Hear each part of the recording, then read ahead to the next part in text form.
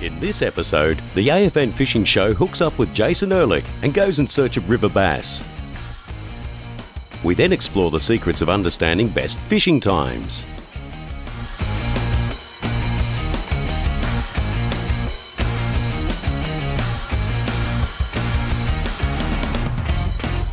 Bass specialist Jason Ehrlich is a guru when it comes to hunting bass in the rivers. He takes us on a fishing adventure not far from Brisbane.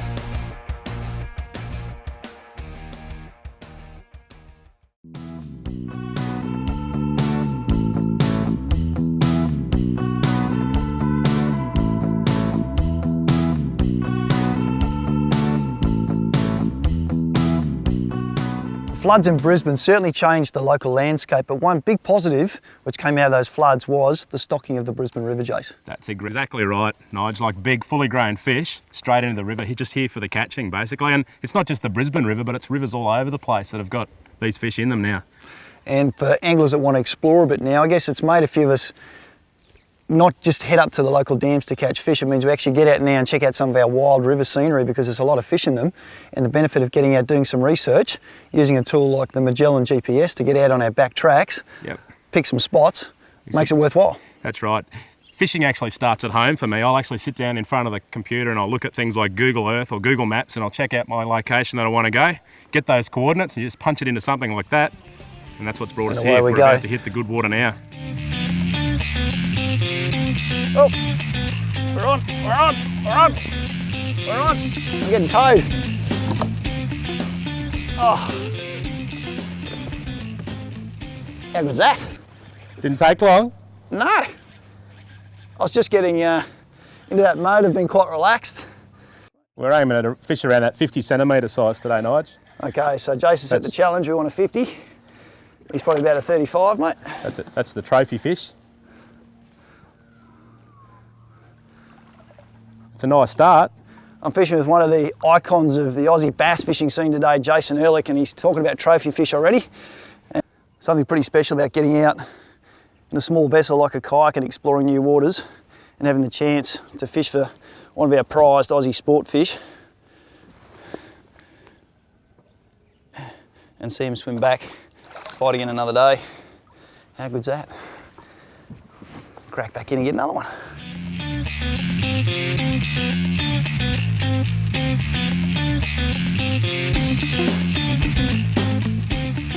Just trolling up the middle of the Brisbane River at the moment.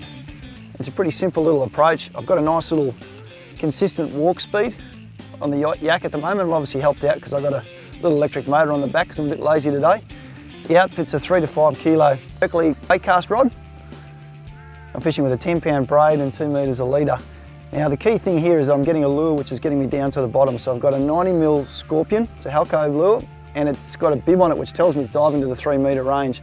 And what I want to be doing when I'm trolling is consistently bumping structure, so bottom or timber occasionally, and that means that I'm in that zone where I've got the most chance of a fish seeing that lure and taking offence to it and having a bit of a lash out at it, which is exactly what we want. We want them, regardless of whether they want to eat it for hunger or just to get it out of their spot, we just want them coming out to belt this lure. So you've got to get it down there vibrating in their face. If you can do that, it shouldn't take too long before you get attention from local fish. That has crunched it. Screamed off, didn't it? Oh, did you see the yak stop? Yeah.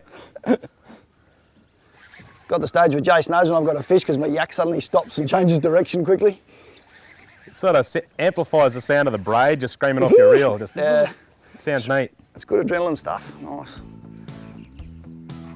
Powerful fish. There's a nice fish.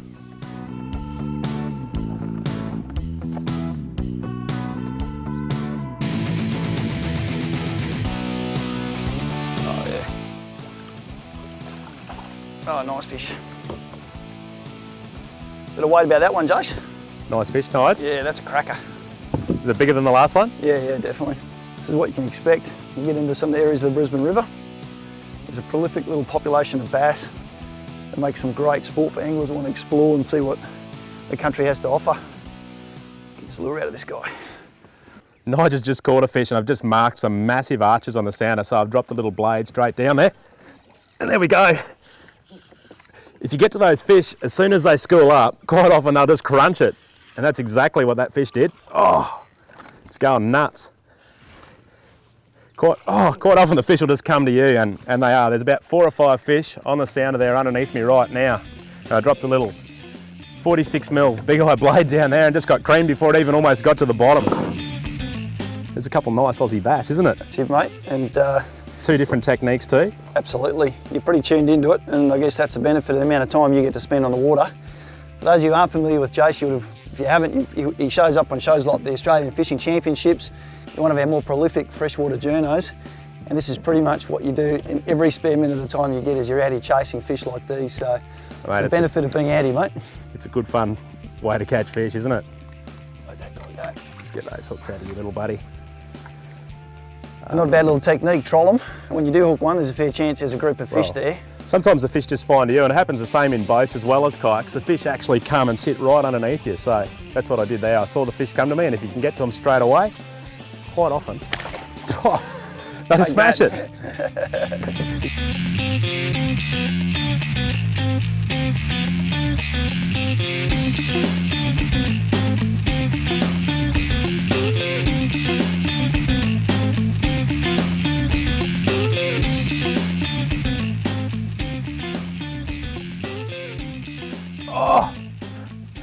It actually ate my blade and swam towards me. Oh, it's on the other side of the yak. Just kick those pedals up. Don't know how big it is. It's not a bad fish. They're all around that same size, high 30s, 40 centimetres. It's a nice fish. Oh, check that out. That's a great fish, that one. It's actually a long, skinny fish, so I called it for a 40 at first, but it's probably around about 47 to the fork. It's a nice bass. Hasn't got a lot of condition to it for this time of year, but still, it was good fun. While Jace was mucking around there with his fish, I thought I'll just do exactly what he's been doing and chuck a little blade around.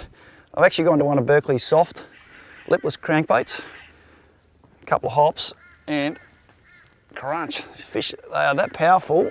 You actually see this yak moving around at the moment. I've got no power in being put into this at the moment. He's a good fish. This fish has towed me a good 15, 20 metres already. So if you've got any question about the power of the bass, he's towing a weedy 75 kilo angler and a 30 kilo Viking yak with him at the moment.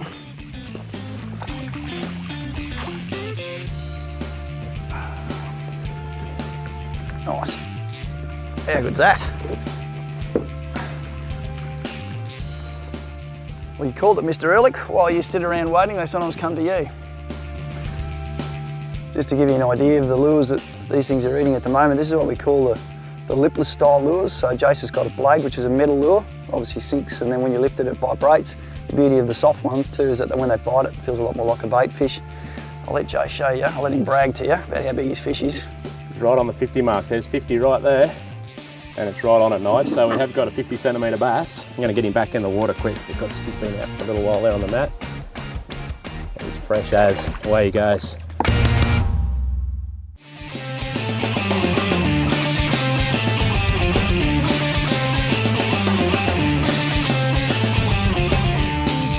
It's almost like we're fishing with bait, Nigel, isn't it? You wouldn't think that we're fishing with lures. Well, and that those little subtle taps can turn into big chunky bass like that. I mean, this is very much a winter technique for you too, but you'll get them into early spring and into summer when they're still in that school mode. At any time when they school up under the boat or if they're already hanging in tight schools, there you go, Nige, you're away. And what we find too is sometimes when you don't have many on the sounder and you hook a fish like you just have done, the sounder screen can absolutely light up. Like the rest get excited and they come over and get really close. It's a golden. It's a golden perch. How good is that? You got your net ready? You right? So it's not just the bass that have escaped the jams, it's also the goldens, the tilapias, it's everything. We're getting a good mix today of species. When a golden perch likes a lure, that's often where they end up, well and truly inhaled. It's a beautifully conditioned yellow belly. Another one of our native species. Obviously a fair few of them in the Brisbane River. Now a lot of these fish, Jace would have come out of the Brisbane or the Wivenhoe Dam when it flooded. It's really stocked the Brisbane River pretty well with a lot of the fish which have been put in the dam. You know, you use those resources, GPSs and and Google Maps, Google Earth, just to plot your path in, and you'll get into some great water that rarely gets fished. You won't see too many boats roaring up and down this stretch of river. I mean, this trip stemmed a lot from that frenzied fishing of the barramundi, which fell out of Lake Awunga and places like that, where a lot of anglers got stuck into them, where Jace is pretty quick on the uptake. He goes, hang on, well, if that's happened up there, there's going to be a lot of bass and other stuff sitting around my local rivers. And a couple of trips and a trip like this one is showing that that's well and truly the case. And if you are prepared to explore, and the beauty of fishing with yaks is you can get in just about anywhere. If you do your homework well, and use your tools to good advantage, put yourself in with a chance of catching some great fish.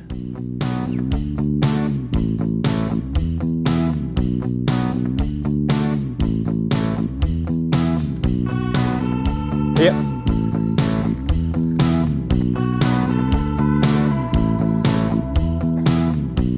Come here, mate. Gotcha.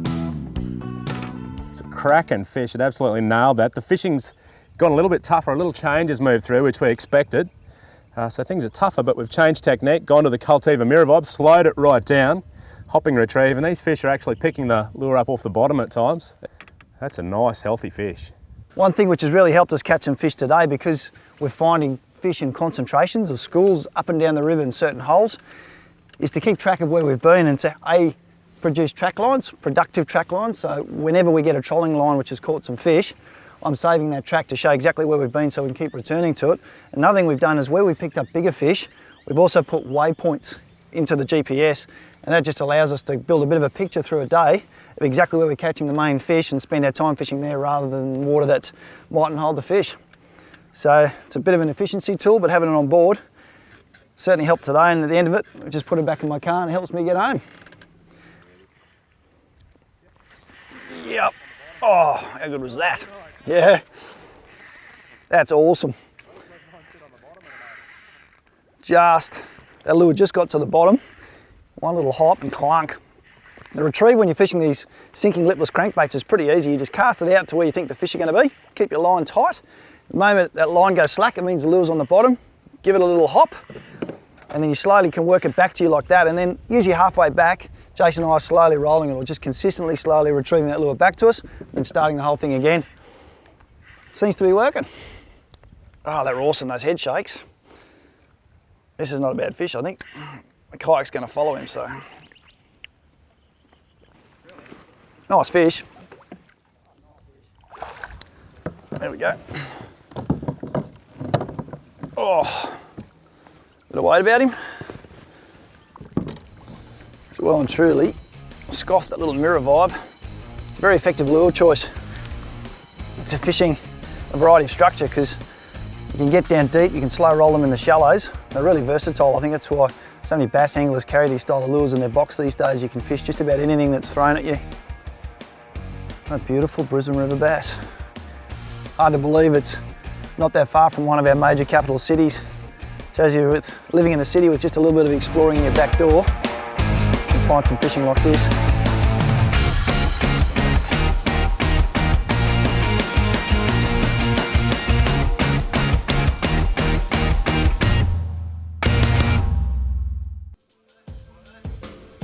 Fish feed more actively at certain times of the day. Let's join Nige Webster as he explores how to predict peak tidal bite times.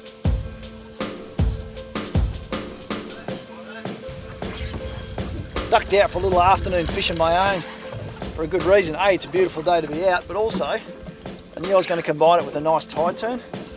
Now, fish won't feed all day. There's only a few species which tend to eat right on slack water. Tend to find a majority of fish that you chase will respond to the way the tide moves.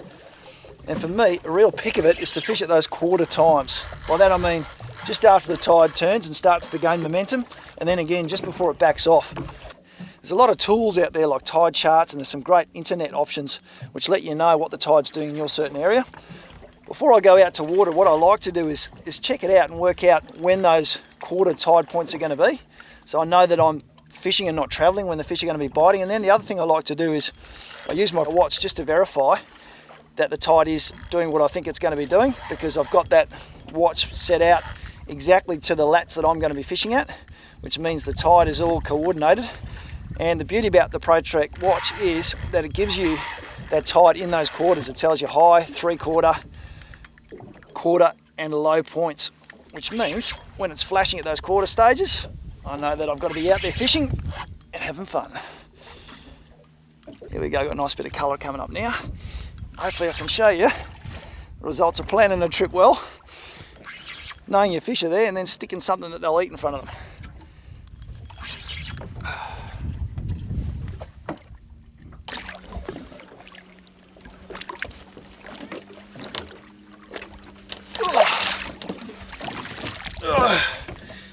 Well, that's all the puffing and panting was about.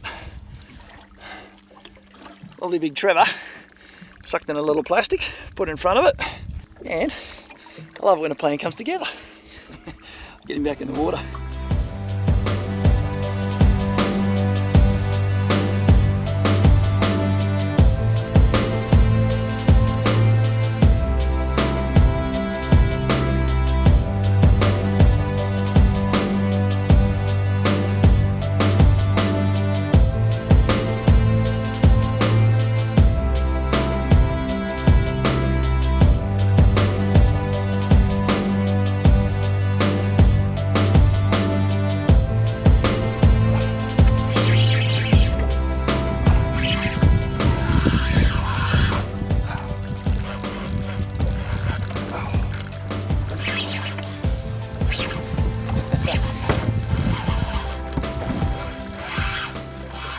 Nothing better than when getting out on the water and you're straight into fish.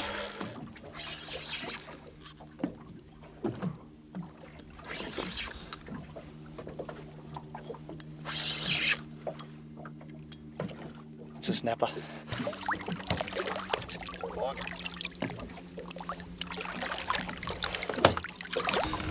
Aren't they a beautiful fish?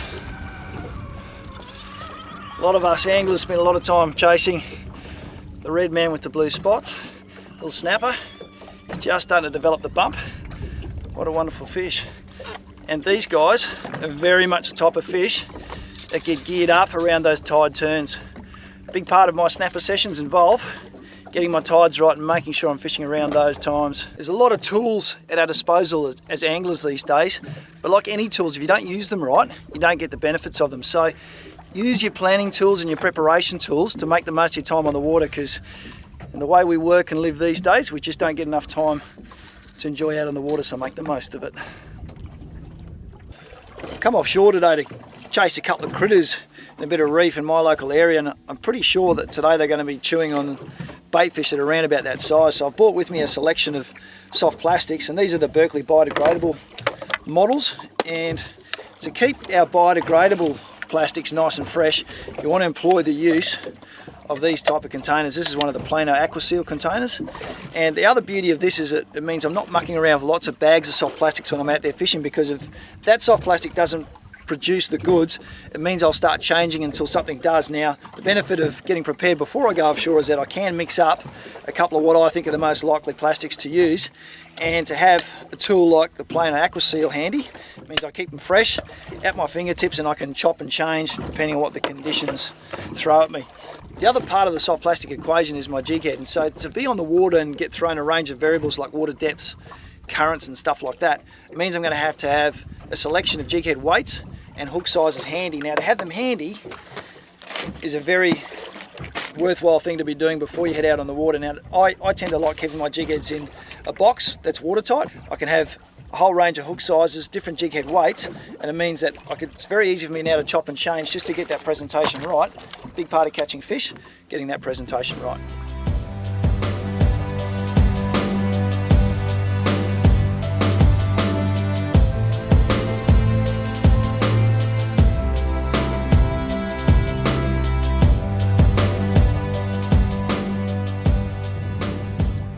Using a nice little light spin rod and braided line to fish these soft plastics offshore today.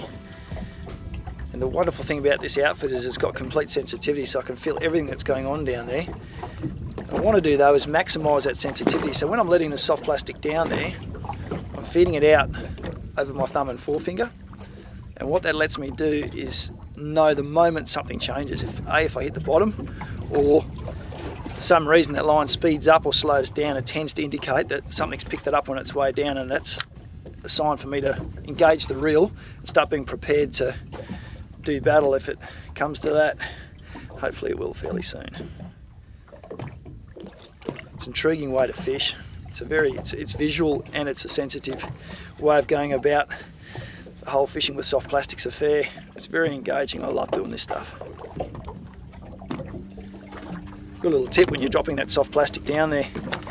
Nothing's grabbed it and you think you work out you're about halfway down. I like to just engage, give it a bit of a flutter in the water before you stop dropping it down again. It tends to bring predators to the table a little bit quicker. They sense something's wounded and in the water. I tend to find they come along and chomp it up. Here we go.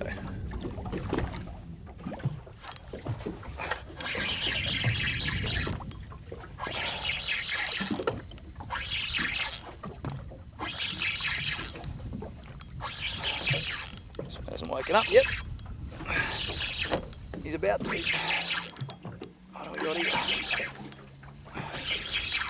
Beauty about fishing offshore, never know what's going to come up next. One of the intriguing aspects of doing this stuff, and good indication that so many fish feed around that tide turn. You've really got to get that part of the equation right. So many anglers leave good patches of fish that they can see on the sound and they know that are there, and they leave them because they think it's just not happening, and they're probably right, it's not happening, but it will happen in about 1 to 2 hours time. It's about understanding what those fish are doing. They're not feeding actively because it's not the right part of the tide. If you understand that, it means that you don't tend to leave patches of fish when they're not necessarily feeding.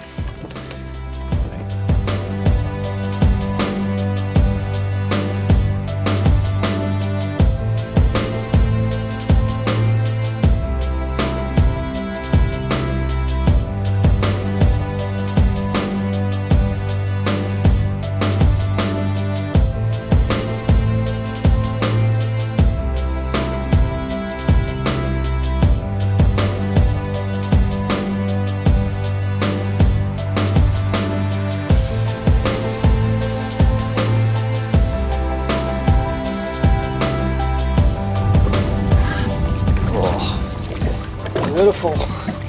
Another little surprise is getting your tides right around those turns in the deeper water. There's occasionally very special fish, the Jew. Look at him. Lovely fish. Oh. They don't come around all that often, these guys, but when they do, they're welcome my boat anytime. They're a special fish. I love catching these things. And they, for me, are very much a reward. Planning well, having your gear ready, and putting it down at the right time.